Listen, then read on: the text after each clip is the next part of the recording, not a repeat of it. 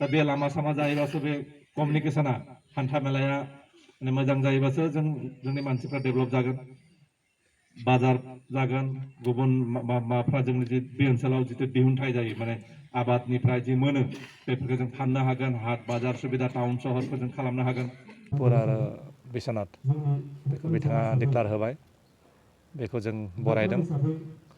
आरो जितुनिखि फरायसा सान हिसाबै डिक्लार होबाय बेखौबो जों मोजां मोनदों बरायदों आरो नेक्स्ट जोंनि बाखि जेफोर दङ जेरै एसकेसिया बेखौबो डिक्लार होदों खिन्थु मावफुंजोबाखै बेनिफ्राय जितुनिखि रिक्रुटमेन्ट बर' इउथ्सफोरखौ पारामिलिटारि फर्स आर्मियाव जितु रिक्रुटमेन्ट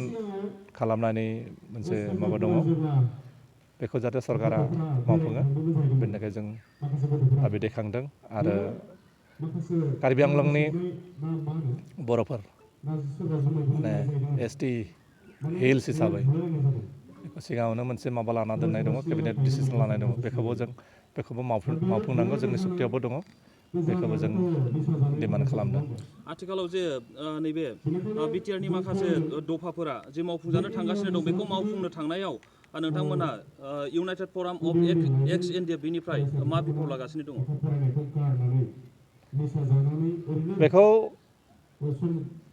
जों एक्स एनडिएफ हिसाबै जों थांनाय 10 January 10 India government Assam government आरो जों आबसु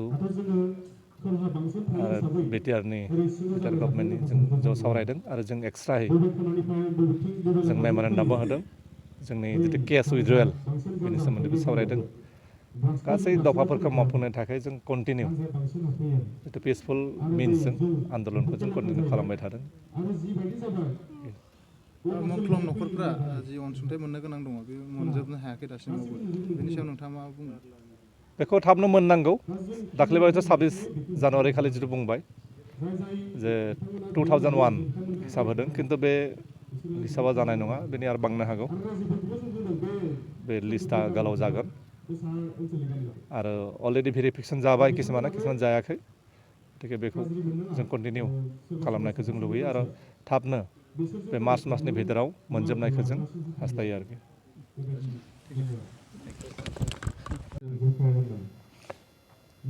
जों मोनसे कन्टिनिउ मोनसे समाज फोसाबनाय हाबाफारि लादों जोंनि समाजाव माने गोबां रोखोमनि सामाजिक ब्याधि हाबफैदों बे हिसाबै जों